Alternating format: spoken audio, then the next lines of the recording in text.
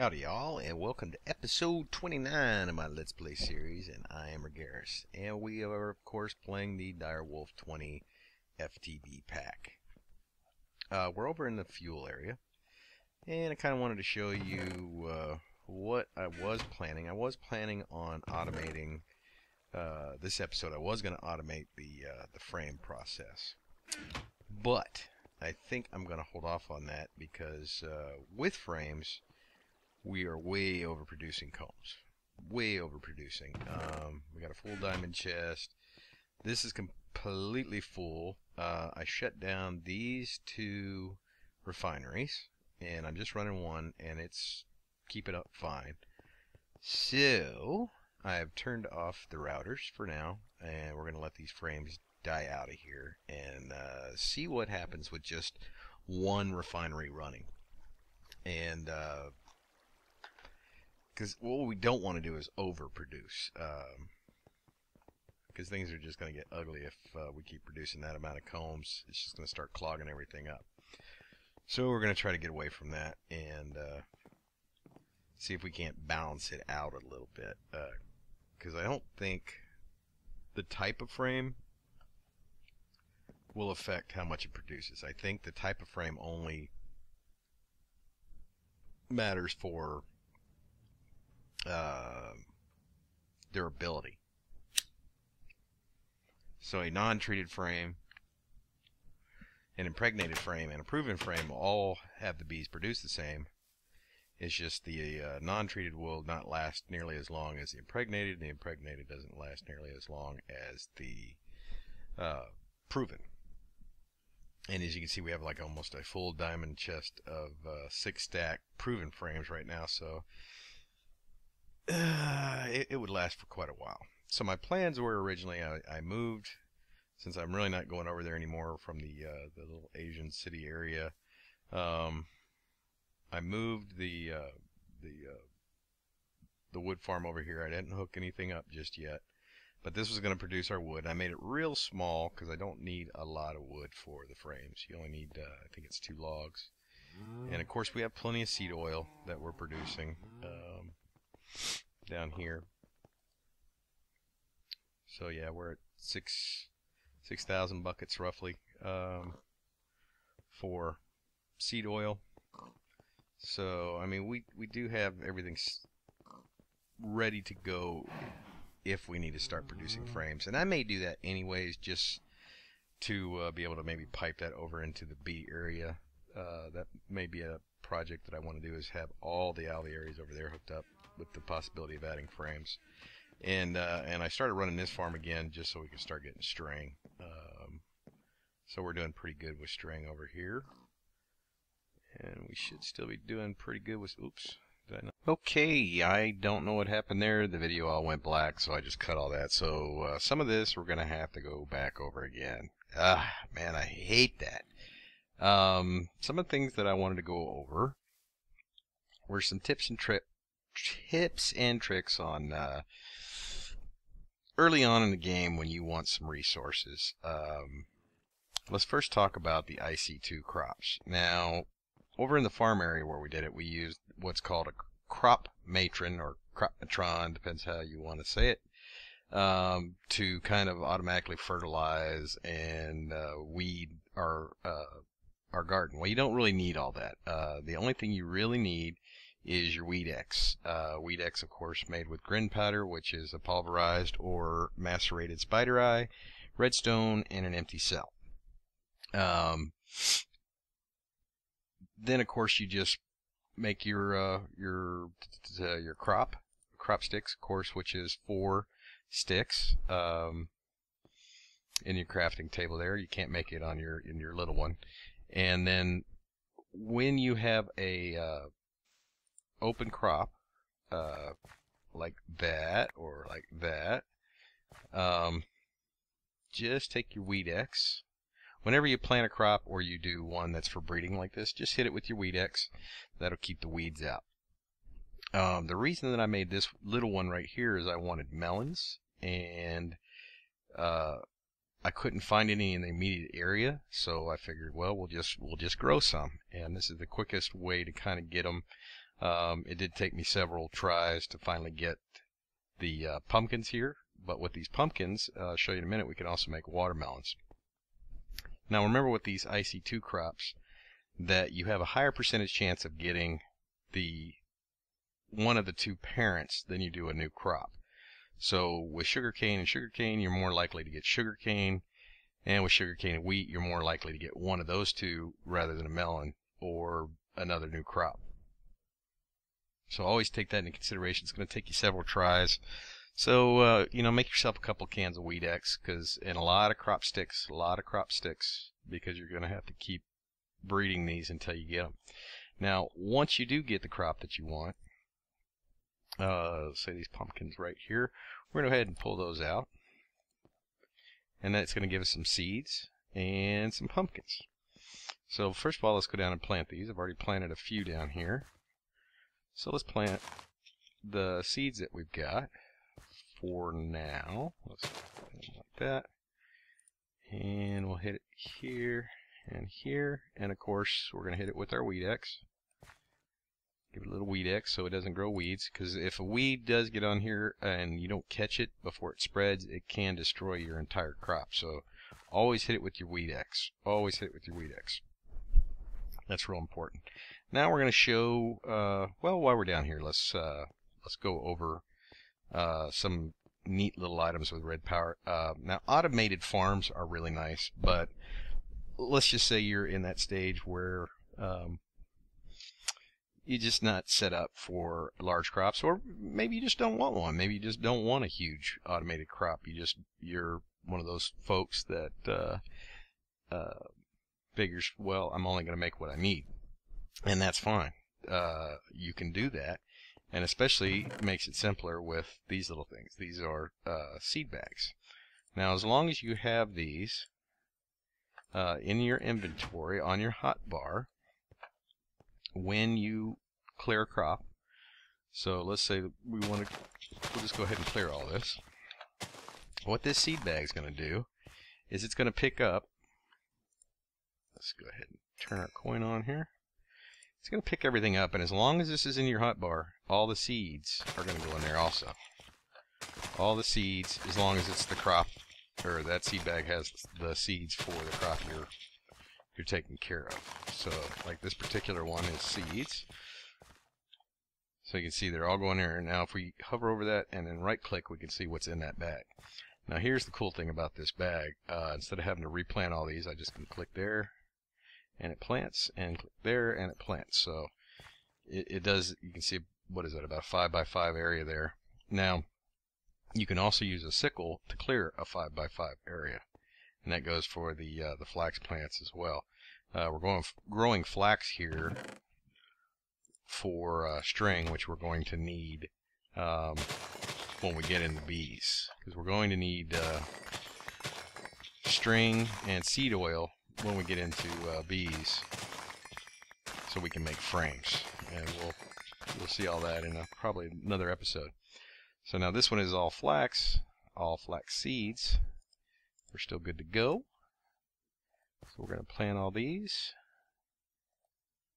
and boom, boom, your crops are done. So it's not as automated as, say, a crop farm, but of course it also doesn't take any resources, fuel, engines, or anything else.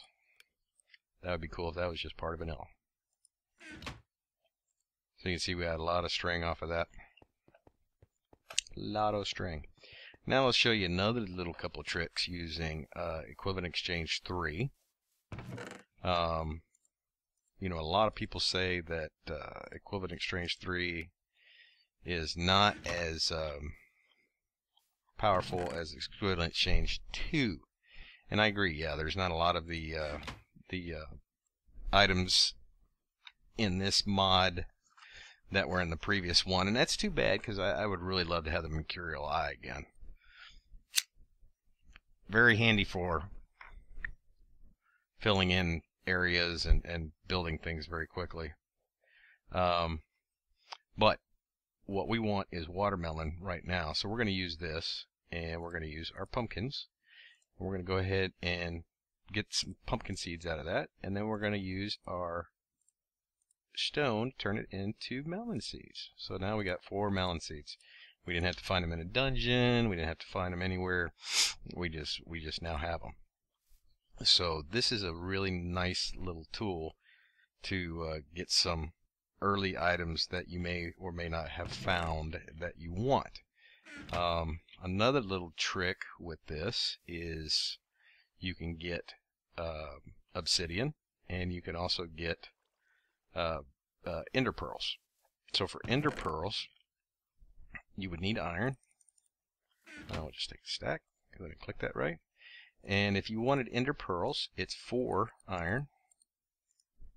That will get you an ender pearl. Let's say you want to make tesseracts. I think it takes 4 pearls for a tesseract. So a pair would take 8. So about a stack of iron will give you a stack of ender pearls. A stack of ender pearls, of course, being 16. Now you can also transmute, if you have a lot of gold but you don't have a lot of iron, of course you can transmute iron directly into gold, and I think it's 8 gold or 8 iron per gold. Yeah. So that's another way to get you early resources if you have if you're really lucky with gold. What else can you do with this thing? Oh yes, obsidian. Obsidian, 1 stack of wood will get you 32 obsidian. So if we get our wood out of here, and we're going to split it, because you have to put it in that kind of pattern right there, and that's going to give you obsidian.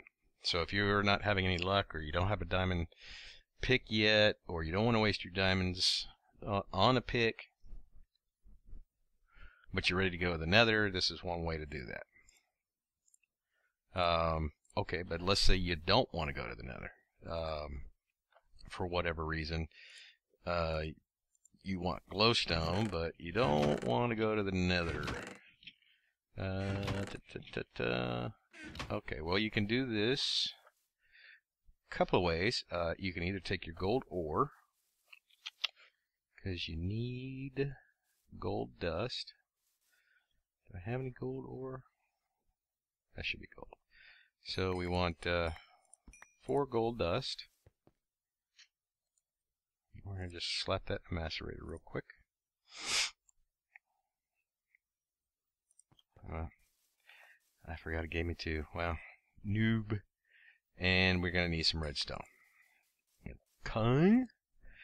So this is a hidden recipe for IC2. That gives you glowstone powder. Now it's kind of expensive because of course it's 4 gold dust per glowstone dust, and you would need 4 of these to make a glowstone. But let's say you want like a gravity gun early on, and I suggest getting one of these because it's really nice for moving villagers or spawners around. So I would highly recommend you make one of these early on in the game, as early as you can, because you'll be amazed at what that will do for you in being able to progress quicker. So that's some real neat, easy tricks to use with this. The minium stone. Now, of course, you have to make. You need these shards of minium. What the hell are these things called? Shard of minium. And these, of course, only come from mob drops. You need 8 of those to make the minium stone, but before that, you need the inert stone. And that's, of course, just smooth stone, iron, and 1 gold. And that gives you the inert stone, which then you surround with. You'd put that in the middle and surround that with the shards, and that would give you your minium stone. And you know, if we look at this, you can see there's just tons of uses of things that you can make. Clay from, we can get to there, dirt into gravel, gravel into dirt, sandstone, sticks, clay, which is real handy if you're in a place where you're not close to clay, but you got a crap ton of gravel. You can do just 4 gravel, and get you some clay. And another thing you can do is change all your wood types into another wood type. See, oak wood. Well, I'm not going to go through all of them, but you get the point. If you put a, let's say we put that in there, and we want a different plank, it would turn it into a spruce wood. And if we had spruce and wood in there, it would turn it into something else, and so on and so forth. That also works with dyes and leaves. The leaves, I think. But all the dyes, let's say you have a red dye, but you need an orange dye, you can keep just throwing the dye, and then the result, keep throwing it back in there until you get the right dye that you want. It'll just cycle through all of them. Now, once you have the gravity gun, and you want to start making, well, I got some weather out there. It's noisy. Noisy, noisy.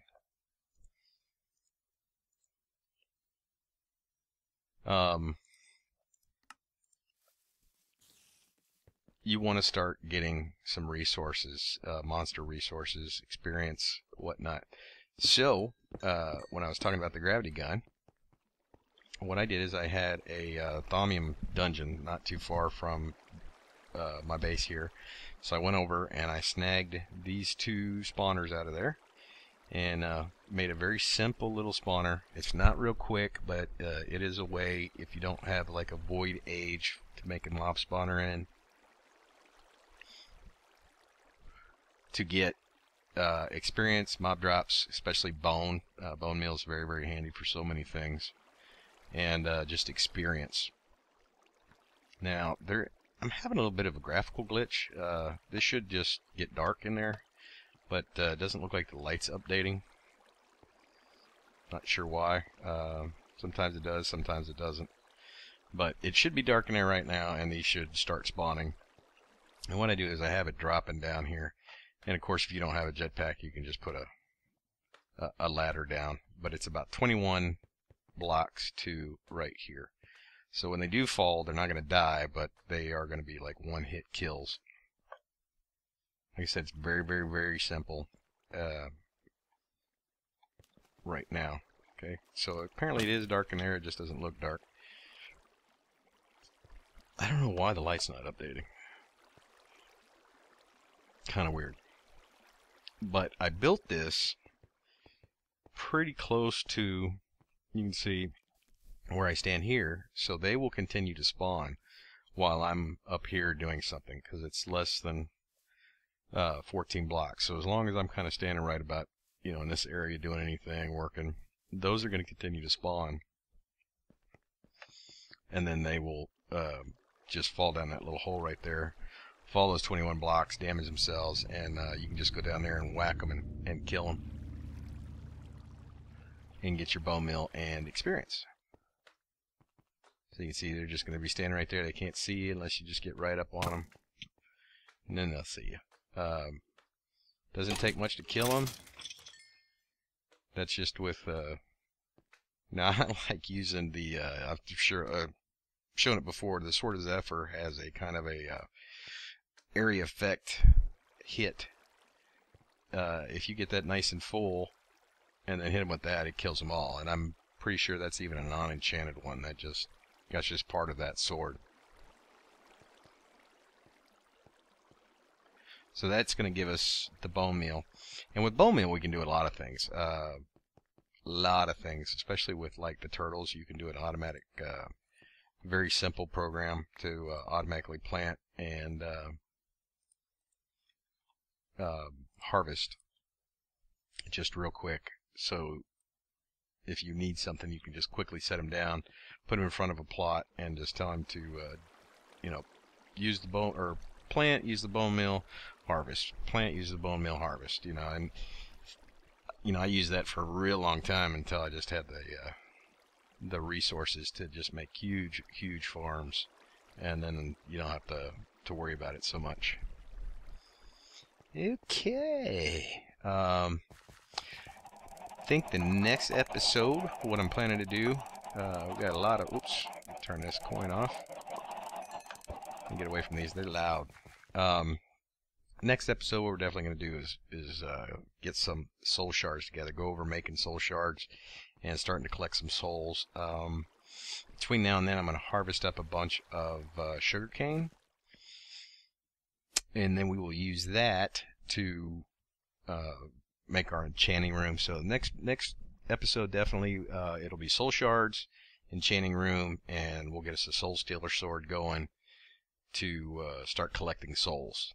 And because the first thing we want to get, of course, are chickens, and then we'll probably want to get some cows and pigs going. Then of course we'll do our mobs, and the main mob we want, and for so many obvious reasons, what I just showed you with the minium stone, we want a pigman spawner.